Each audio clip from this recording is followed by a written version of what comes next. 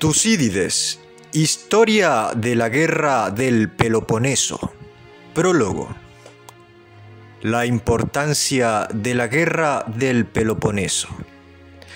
Tucídides de Atenas escribió la historia de la guerra entre los peloponesios y los atenienses, relatando cómo se desarrollaron sus hostilidades. Y se puso a ello tan pronto como se declaró, porque pensaba que iba a ser importante y más memorable que las anteriores. Basaba su conjetura en el hecho de que ambos pueblos la emprendían en su mejor momento gracias a sus recursos de todo tipo, y en que veía que los restantes griegos, unos de inmediato y otros disponiéndose a ello, se alineaban en uno u otro bando. Esta fue, en efecto, la mayor conmoción que haya afectado a los griegos y a buena parte de los bárbaros. Alcanzó, por así decirlo, a casi toda la humanidad. Pues los acontecimientos anteriores y los todavía más antiguos era imposible, ciertamente, conocerlos con precisión a causa de la distancia del tiempo.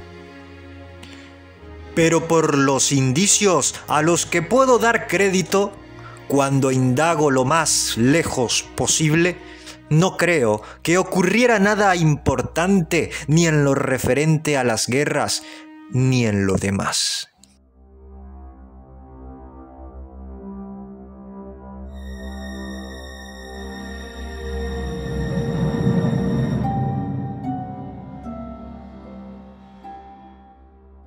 La arqueología.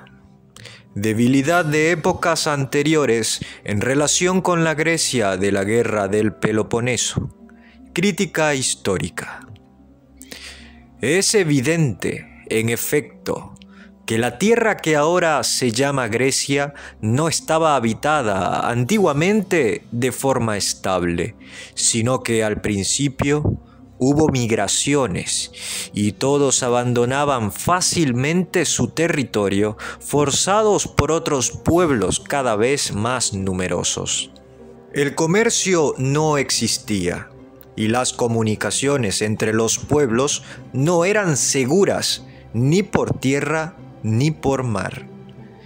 Cada uno sacaba de su propia tierra solo lo indispensable para vivir, y no acumulaban riquezas ni efectuaban plantaciones, puesto que nadie sabía cuándo otros se les echarían encima y, al no estar protegidos por murallas, los despojarían. En consecuencia, pensando que en cualquier parte iban a conseguir el indispensable alimento cotidiano, emigraban sin dificultad y por ello no eran poderosos ni por la magnitud de sus ciudades ni por otro tipo de recursos. Las tierras más fértiles mayormente experimentaban continuos cambios de habitantes. Así, la que ahora se llama Tesalia y Beocia y la mayor parte del Peloponeso, con la excepción de Arcadia y de las restantes, las que eran mejores. Gracias a la fertilidad de la tierra, las fortunas de algunos aumentaban y eran causa de disensiones internas que provocaban la ruina de los pueblos, a la vez que los dejaban más expuestos a los ataques de tribus del exterior. Pero el Ática, según esto, por vivir desde los tiempos más remotos sin disensiones internas debido a la aridez de su suelo, fue habitada sin interrupción por los mismos hombres. Y una demostración bastante clara de mi teoría la constituye el hecho de que las otras regiones no progresaron en la misma medida a causa de las migraciones. En efecto, Los hombres más poderosos, al ser desterrados del resto de Grecia debido a guerras o a disensiones internas, se refugiaban en Atenas por aprecio a su estabilidad y, convirtiéndose en ciudadanos, desde los primeros tiempos acrecentaron todavía más la población de la ciudad, hasta el punto de que más tarde, al resultar el Ática insuficiente, incluso enviaron colonias a Jonia. Me demuestra también, y no con menor claridad, la debilidad de los antiguos, el hecho de que, antes de la guerra de Troya, la Hélade no parece haber acometido ninguna empresa en común. Pienso, además, que este nombre no solo no designaba todavía al país en su totalidad, sino que antes de Helén, el hijo de Deucalión, ni siquiera existía tal denominación, y que las diferentes gentes y sobre todo los pelasgos extendían el nombre. Pero cuando Helén y sus hijos se hicieron poderosos en la Tiótide y los solicitaban para acudir en auxilio de otras ciudades, los diferentes pueblos, desde entonces, debido a aquellas relaciones, dieron una mayor difusión al nombre de helenos, denominación que, sin embargo, durante mucho tiempo no pudo imponerse a todos. Homero lo prueba mejor que nadie, pues, aunque vivió en una época muy posterior a la de la guerra de Troya, en ninguna parte aplicó el nombre colectivamente, ni tampoco a otros que no fueran los compañeros de Aquiles, procedentes de Tiótide, que fueron precisamente los primeros helenos, sino que en sus poemas, al referirse a todos, los llamó dánaos, argivos y aqueos. Tampoco utilizó el término de bárbaros, por la razón de que los griegos, según creo, todavía no se distinguían con un solo nombre que fuera el contrario. Así, pues, aquellos que recibieron el nombre de helenos, primero separadamente, ciudad tras ciudad, a medida que se comprendían entre sí, y en conjunto después, no realizaron nada en común antes de la guerra de Troya a causa de su debilidad y aislamiento. Y marcharon juntos a esta expedición solo cuando su experiencia del mar fue mayor. Minos fue el primero de los que conocemos por la tradición en procurarse una flota y extender su dominio por la mayor parte de lo que hoy llamamos Mar Griego. Sometió las islas Cícladas y fue el primer colonizador de la mayor parte de ellas, expulsando a los carios y estableciendo como gobernadores a sus propios hijos. Y, como era natural, para que le llegaran con mayor seguridad los tributos, procuró, hasta donde alcanzó su poder, limpiar el mar de piratas. Los griegos de otro tiempo, en efecto, y los bárbaros que vivían en la costa del continente o en las islas, una vez que empezaron a pasar con sus naves de unas tierras a otras con mayor frecuencia, se dedicaron a la piratería bajo el mando de hombres que, sin ser ellos los de menos recursos, buscaban su propio provecho y sustento para los débiles. Cayendo sobre poblaciones sin muralla formadas por aldeas dispersas, las saqueaban y obtenían de allí la mayor parte de sus medios de vida, pues esta actividad no comportaba ningún deshonor, sino que más bien proporcionaba una cierta gloria. Lo demuestran aún hoy algunos pueblos del continente, para quienes el éxito en estas acciones constituye un honor, y también los poetas antiguos, que en todas las ocasiones dirigen la misma pregunta de si son piratas a los navegantes que desembarcan, señal de que quienes eran interrogados no desdeñaban aquella actividad y que aquellos que se preocupaban de informarse no la reprochaban. En tierra también se dedicaban al pillaje unos contra otros, y hasta nuestros días se vive a la manera antigua en muchas zonas de Grecia, en la región de los Locros, Ósolos, de los Etolios y de los Acarnanios, y por aquella parte del continente. La costumbre de llevar armas que tienen estos pueblos continentales es una supervivencia de la antigua piratería. Toda Grecia, en efecto, llevaba armas debido a que sus viviendas carecían de protección y a que las comunicaciones entre los pueblos no eran seguras. Se acostumbraron a la vida en armas, igual que los bárbaros. Y las zonas de Grecia que todavía viven así constituyen un indicio de que en otro tiempo formas de vida semejantes se daban por todas partes.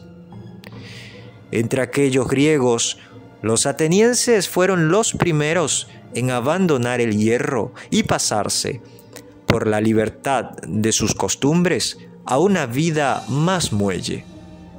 No hace mucho tiempo que en Atenas, los más viejos de los ricos dejaron de llevar, como signo de su vida de lujo, quitones de lino y de recoger las guedejas de su cabello en la cabeza mediante la inserción de cigarras de oro. De aquí proviene que esta moda imperara también durante mucho tiempo entre los viejos jonios, debido a su parentesco. Por el contrario, los lacedemonios fueron los primeros en usar vestidos sencillos, a la moda de ahora, y en general quienes poseían una mayor fortuna adoptaron, antes que nadie, el mismo modo de vida de la masa. También fueron los primeros en mostrarse desnudos y en desvestirse en público y untarse con aceite en los ejercicios gimnásticos.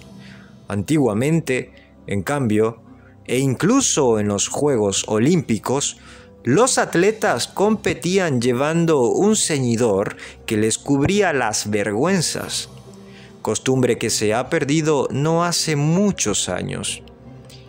Pero todavía hoy día hay pueblos bárbaros, en especial los asiáticos, que, al celebrar competiciones de pugilato y lucha, lo hacen cubiertos con taparrabos. En muchos otros aspectos, asimismo, se podría demostrar que el mundo griego antiguo vivía de modo semejante al mundo bárbaro de hoy.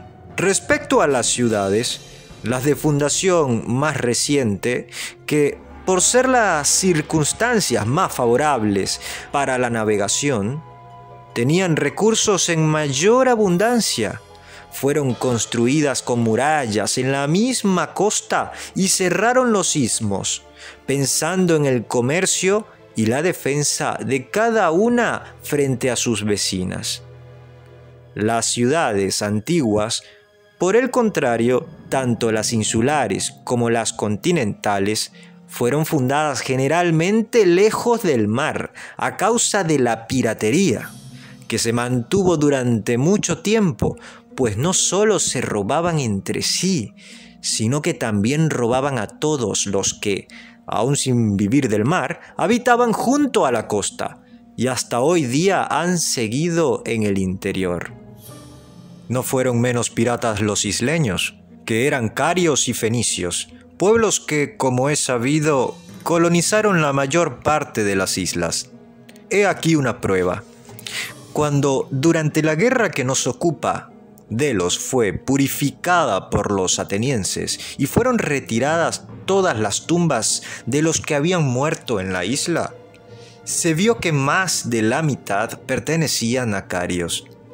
Fueron identificados por el tipo de armas enterradas con ellos y por la forma de enterramiento, que todavía es la misma actualmente.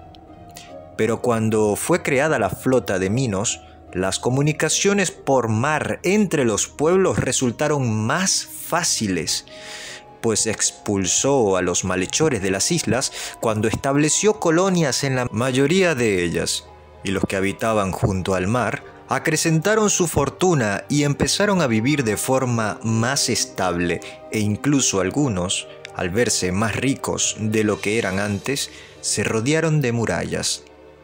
Por el deseo de ganancias, los más débiles aceptaban su sumisión a los más fuertes, y los más poderosos con su abundancia se granjeaban el vasallaje de las ciudades más pequeñas, y ya se había consolidado esta situación cuando, posteriormente, emprendieron la expedición contra Troya. Me parece, además, que Agamenón consiguió reunir las fuerzas expedicionarias porque era el más poderoso de sus contemporáneos, y no tanto por ir al frente de los pretendientes de Helena, obligados por el juramento prestado a Tindario. Dicen, por cierto, quienes han recogido de los antepasados las tradiciones más precisas sobre los peloponesios, que primero Pélope, gracias a la gran fortuna con la que desde Asia llegó a un pueblo sin recursos, se hizo con el poder y, a pesar de ser extranjero, alcanzó el honor de dar su nombre al país, y que después el poder de sus descendientes todavía aumentó cuando Euristeo murió en el Ática a manos de los Heráclidas, tras haber confiado, al partir hacia la guerra, Micenas y su imperio a Atreo debido a su parentesco, ya que Atreo, desterrado entonces por su padre a causa de la muerte de Crisipo, era hermano de la madre de Euristeo. Y como que Euristeo ya no regresó, Atreo heredó el reino de Micenas y todos los dominios de Euristeo, tal como quisieron los micénicos por miedo a los Heráclidas y porque, además, parecía un hombre fuerte y se había ganado al pueblo. Así los pelópidas se hicieron más poderosos que los perseidas. Agamenón, en mi opinión, gracias a que había recibido esta herencia y, además, por tener una mayor fuerza naval que los otros, pudo emprender y llevar a cabo la expedición, no tanto por el reconocimiento de que era objeto, como por el temor que inspiraba. Es evidente, en efecto, que fue él quien llegó con el mayor número de naves y que también proporcionó algunas a los arcadios, tal como Homero lo demuestra, si su testimonio se considera válido. Y, además, en la transmisión del cetro dice de él que reinaba en muchas islas y en toda Argos. Ahora bien, viviendo en el continente, si no hubiese tenido una flota, no hubiera podido ejercer su dominio sobre otras islas que no fueran las vecinas, y esas no serían muchas. Por esta expedición, asimismo, hay que conjeturar cómo eran las circunstancias anteriores a ella. No se utilizaría un indicio exacto si, basándose en que Micenas era pequeña o en que alguna ciudad de las de entonces parece ahora sin importancia, se pusiera en duda que la expedición fue tan grande como los poetas la han cantado y como la tradición mantiene. Pues si fuera desolada la ciudad de los lacedemonios y solo quedaran los templos y los cimientos de los edificios, pienso que, al cabo de mucho tiempo, los hombres del mañana tendrían muchas dudas respecto a que la fuerza de los lacedemonios correspondiera a su fama. Sin embargo, ocupan 2/5 partes del Peloponeso y su hegemonía se extiende a la totalidad y a sus muchos aliados del exterior. Pero, a pesar de esto, dado que la ciudad no tiene templos ni edificios suntuosos y no está construida de forma conjunta, sino que está formada por aldeas dispersas a la manera antigua de Grecia, parecería muy inferior. Por el contrario, si les ocurriera esto mismo a los atenienses, al mostrarse ante los ojos de los hombres del mañana la apariencia de la ciudad, conjeturarían que la fuerza de Atenas era doble de la real. no hay razón, pues, para plantear dudas ni para prestar más atención a las apariencias de las ciudades que a sus fuerzas reales, sino que hay que creer que aquella expedición fue más importante que las anteriores, aunque inferior a las de ahora, si es que también en este caso debemos confiar en los versos de Homero, quien, aunque es verosímil que como poeta la ponderara para engrandecerla, aún así, sin embargo, deja clara su inferioridad. En efecto, en la flota de 1200 naves atribuye a las de los beocios 120 hombres y a las de los filoctetes 50, indicando, en mi opinión, las mayores y las menores. En el catálogo de las naves, al menos, no se menciona nada acerca del tamaño de las otras, que todos eran a la vez remeros y combatientes. Lo demuestra al referirse a las naves de Filoctetes, pues dice que eran arqueros todos los que manejaban los remos.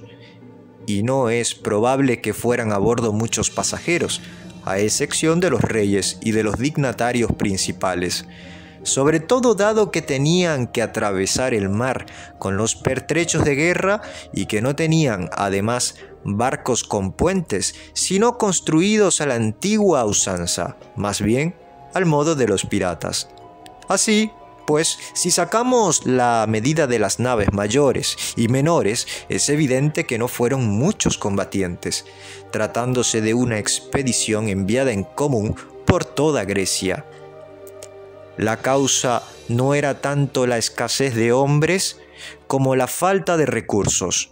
Debido a la dificultad de aprovisionamiento, transportaron un ejército reducido en proporción a los medios de vida que esperaban obtener en el país mientras combatían.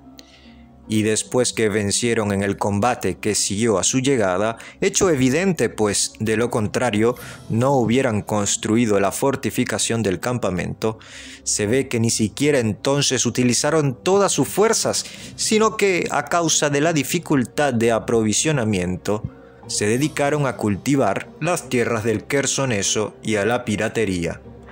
Por este motivo, principalmente, los troyanos, al estar dispersos los griegos, pudieron resistir durante 10 años de lucha abierta, ya que sus fuerzas eran equivalentes al retén que sucesivamente quedaba frente a ellos. Por el contrario, si los griegos hubieran llegado con abundancia de provisiones y si todos a la vez, sin dedicarse a la agricultura y a la piratería, hubieran proseguido la guerra sin interrupción, fácilmente se hubieran impuesto en el combate y hubieran tomado la ciudad, dado que, incluso sin actuar a la vez, solo con la parte del ejército que sucesivamente estaba presente, resistieron.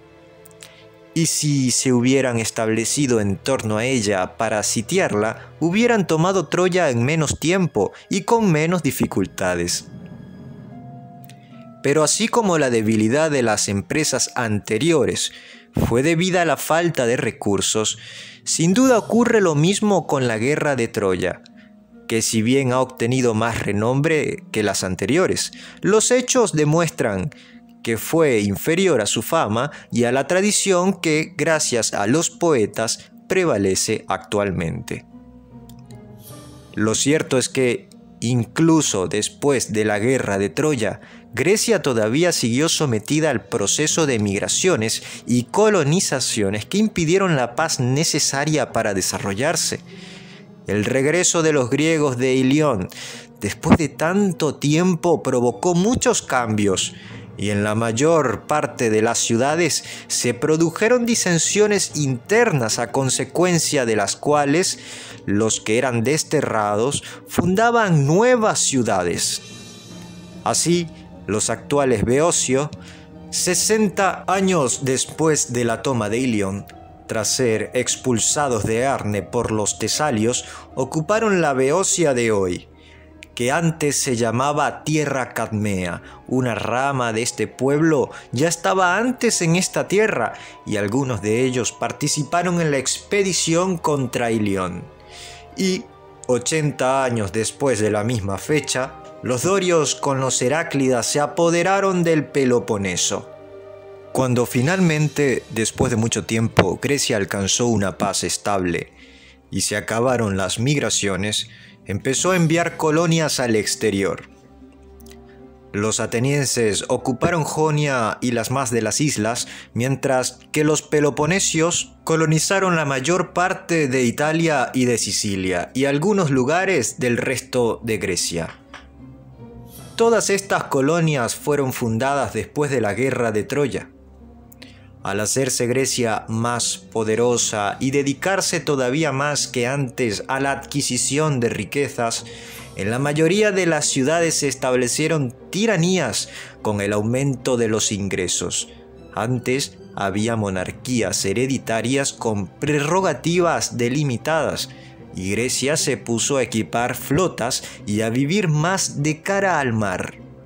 Se dice que los corintios fueron los primeros en ocuparse de las construcciones navales con técnicas muy semejantes a las actuales y que las primeras trirremes de Grecia se construyeron en Corinto.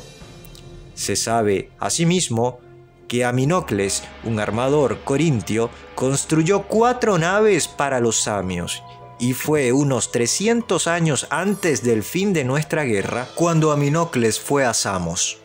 La más antigua batalla naval de la que tenemos noticia se disputó entre los corintios y los corcireos, unos 260 años antes de la misma fecha.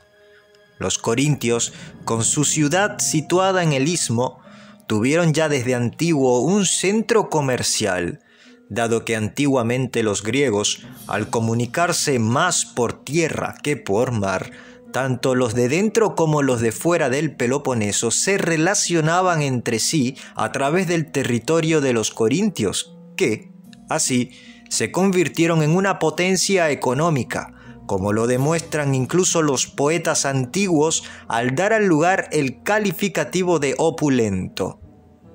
Y cuando los griegos se dedicaron más a la navegación, los corintios se procuraron naves y procedieron a eliminar la piratería.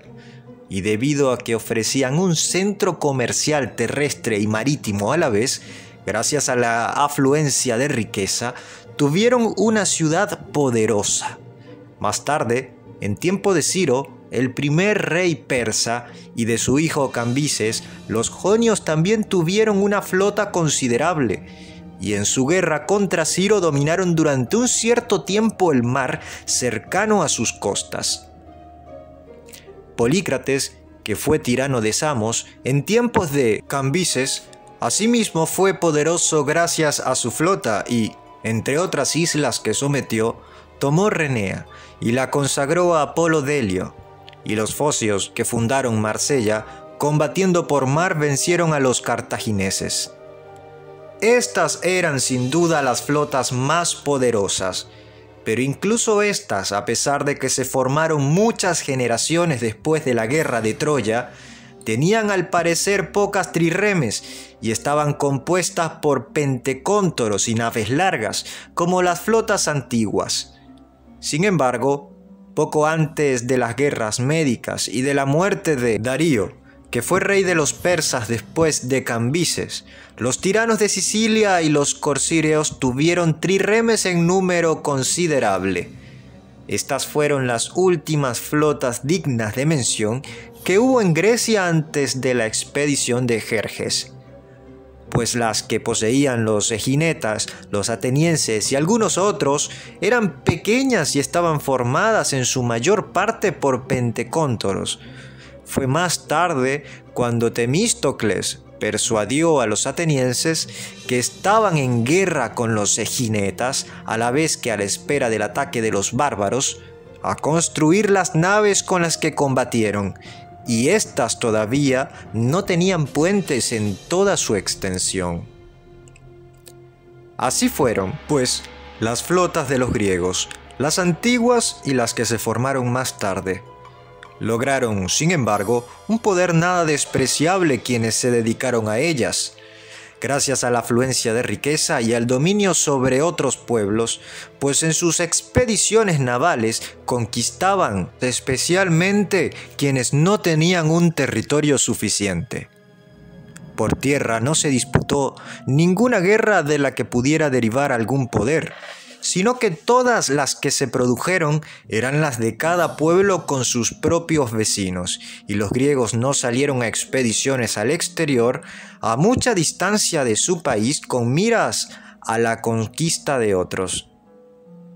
Esto fue así porque no se habían constituido alianzas bajo la dirección de las ciudades mayores, y ni siquiera emprendían expediciones comunes en igualdad de derechos, sino que las ciudades vecinas se hacían la guerra más bien unas a otras separadamente. Fue, ante todo, en la guerra que tuvo lugar antiguamente entre los calcidios y los eretrios, cuando el resto del mundo griego se dividió para aliarse con uno u otro bando. Cada pueblo encontró obstáculos de distinto tipo en su desarrollo. Así, contra los jonios, en un momento de gran prosperidad, Ciro y el imperio persa, tras destronar a Creso y conquistar todos los territorios situados entre el río Alis y el mar, hicieron una expedición y sometieron las ciudades del continente. Y Darío, más tarde, gracias a la flota fenicia, se apoderó también de las islas.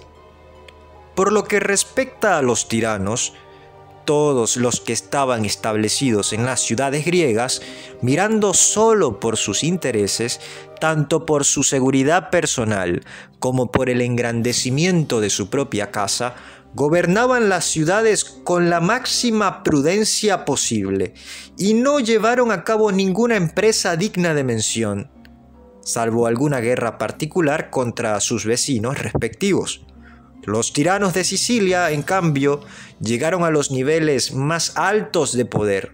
Así, por motivos de todo tipo, Grecia se vio obligada durante mucho tiempo a no realizar nada notable en común, ya que las empresas de cada una de sus ciudades carecieran.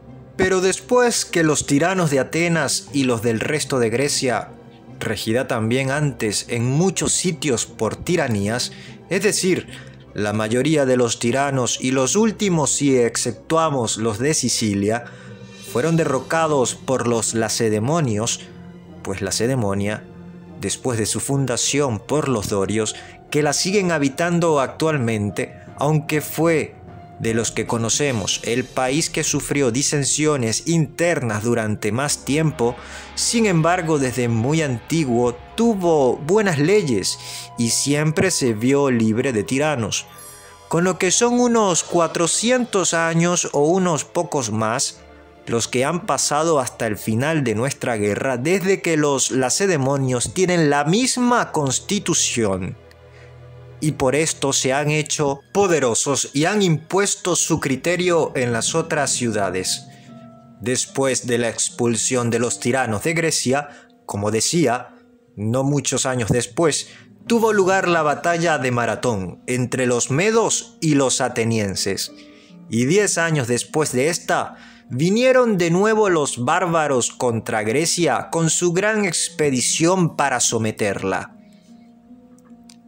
Ante la amenaza de este gran peligro, los lacedemonios, por la superioridad de sus fuerzas, tomaron el mando de los griegos aliados, mientras que los atenienses, al avanzar los medos, decidieron abandonar la ciudad y, recogiendo sus bienes, se embarcaron en las naves y se hicieron marinos.